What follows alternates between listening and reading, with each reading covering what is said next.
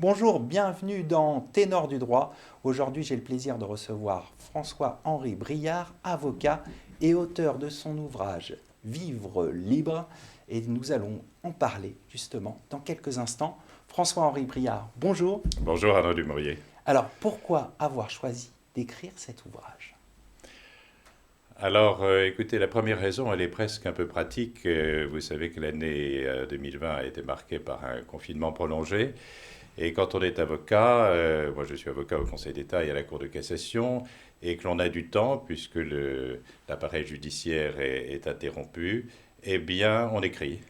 Voilà, et c'est une idée qui a germé dans mon esprit au mois de mars 2020. Et j'ai consacré cette année à l'écriture de ce livre, qui participe, je crois, de deux idées, qui poursuit deux objectifs. Le premier est presque pédagogique. Il ne s'agit pas bien sûr d'un traité de liberté publique, il y a d'excellents ouvrages dans ce domaine, mais je pense que les Françaises et les Français ont besoin de savoir ce que sont leurs libertés aujourd'hui. Et c'est la première partie de cet ouvrage, elle est descriptive. Elle parcourt ce que j'appelle la galaxie des libertés, les textes internes, internationaux, constitutionnels, et elle décrit également les procédures qui existent à ce jour en France, qui sont considérables, et elle parle également des différents juges qui peuvent intervenir. Je consacre une place un peu spéciale au Conseil d'État, qui est cher à Que mon vous connaissez cœur. bien. Voilà, qui est cher à mon cœur depuis de longues années. J'ai été formé il y a une quarantaine d'années par des membres du Conseil d'État, rue Saint-Guillaume, mais voilà, je suis très attaché à cette institution et à ses membres. Et donc la première partie est pédagogique, descriptive. La seconde partie de l'ouvrage intéresse davantage le sens des libertés. Et tout ceci est né d'une idée, c'est qu'aujourd'hui, bien sûr, on ressent tous les restrictions apportées aux libertés de la personne, aux libertés publiques, la liberté d'aller et de venir, notamment, bien sûr, et donc on en souffre. Et donc certaines et certains revendiquent évidemment plus de liberté, s'interrogent sur les raisons qui conduisent à de telles restrictions. Mais on oublie un peu le sens des libertés.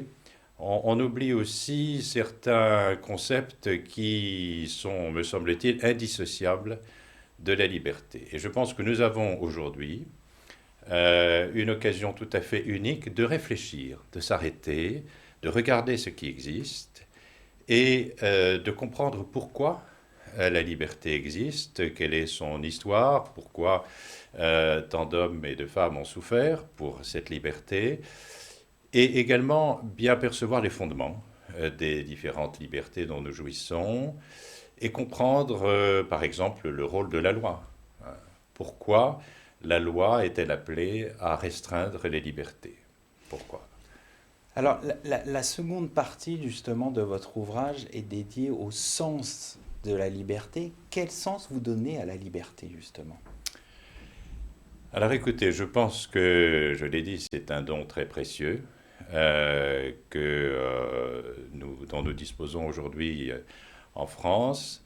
Je pense que la liberté est multiforme. Vous savez qu'elle, juridiquement, elle a plusieurs expressions qui vont de la liberté de conscience à la liberté d'aller et de venir, à la liberté d'entreprendre.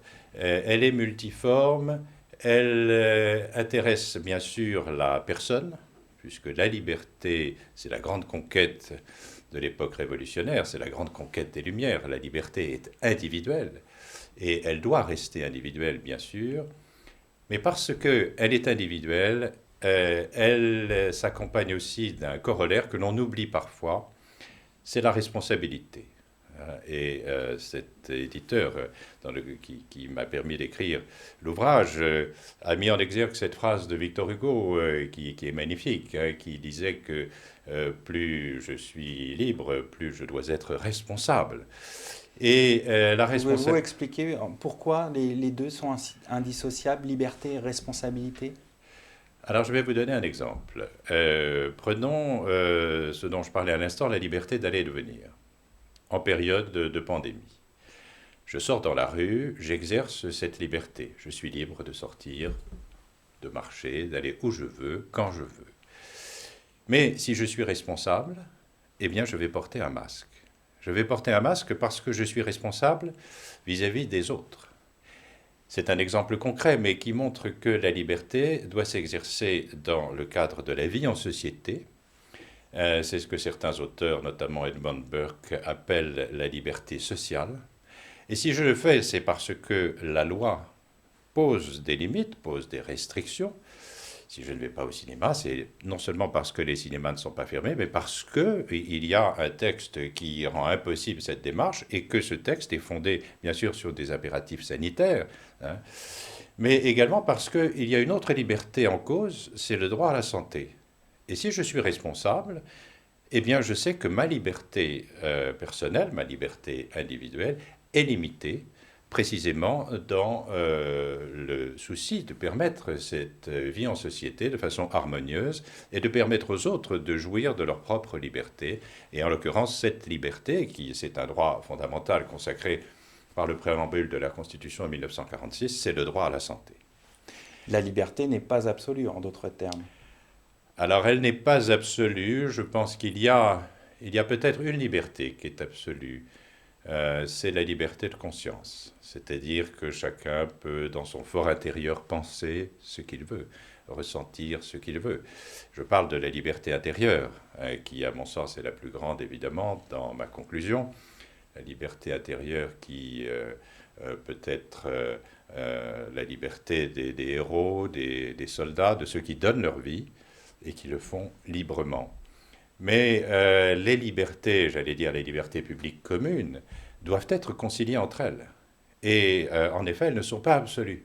Elles ne sont pas absolues. Et pour dire un mot de l'idée qui court dans le fil de la jurisprudence du Conseil constitutionnel français, du Conseil d'État, eh bien, c'est la conciliation. Je parlais de la liberté d'entreprendre. Quand le Conseil constitutionnel recherche s'il y a eu une atteinte disproportionnée à la liberté d'entreprendre, eh bien, il recherche un équilibre. Le droit de manifester, l'expression, la liberté d'exprimer librement ses idées, de façon collective, en descendant dans la rue, c'est très bien, mais elle doit être conciliée également avec d'autres impératifs, et notamment l'ordre public. Je parle dans mon livre de l'ordre public. Pourquoi ? Parce que l'ordre public, qui a une coloration un peu négative souvent, en réalité est indispensable à la protection des libertés. C'est l'ordre public, c'est la régulation de la vie sociale qui permet l'exercice paisible des libertés. Donc en effet, vous avez raison Arnaud, c'est non pas, on n'est pas dans un univers d'absolu, mais dans un univers de conciliation. Et cette conciliation, il n'y a qu'un juge qui peut la réaliser. La puissance publique détient le monopole de la contrainte légitime, de la force, mais il n'y a que la puissance publique qui peut avoir cette mission de conciliation des libertés, avec bien sûr, et c'est un souhait que je formule dans cet ouvrage, de la part des membres de la société, un esprit de conscience sociale, de conscience civique et responsable. On va conclure là-dessus. Merci François-Henri Briard d'être passé sur le plateau de Ténor du droit. Merci beaucoup. Merci à toutes et à tous pour votre fidélité. À très bientôt pour un nouveau numéro de Ténor du droit.